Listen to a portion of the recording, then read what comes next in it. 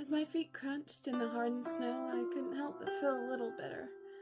As I made my way down to the barn to feed the snowy-covered critters, the wind was biting, it started to snow, the temperatures dropped to 0.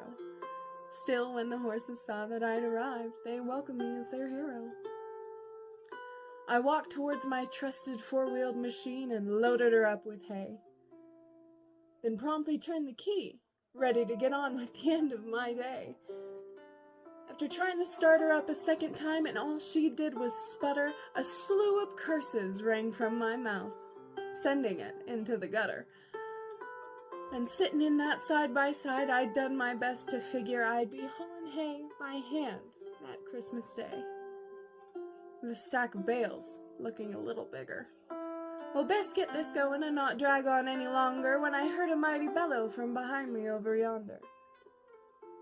I turned, seeing the young donkey Jake had given me when he went flat broke. Sturdy and strong, a long-eared fellow I named Nestor as a joke. He hollered again and threw his head with all his might, gesturing to the harness on the fence towards my right.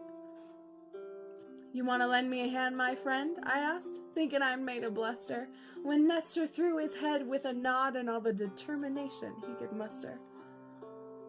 The harness went on with ease. I smiled as I strapped on every buckle, then loaded up the sled with hay, trying my best to suppress a chuckle.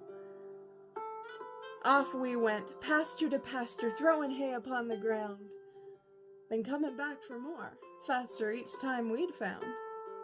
When the ordeal was done and the waters had been filled, I'd turn Nestor back out to eat, and the worry inside me stilled.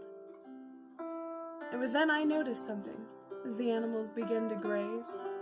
A bright star in the sky, the brightest in the maze. I thought of the Christmas story, the wise men, shepherds, Jesus and the lot, that holy night with Mary, the baby born, and the journey to that spot. And looking back to Nestor, I realized with solemn glee that it took one gentle donkey to carry the best for me. Then and now they lent their helping hands, carrying the greatest gift ever given to the sons of man. And with a humble heart, I began to pray, listening to the loudest of the Christmas sounds, a lowly donkey bray. Merry Christmas, everybody.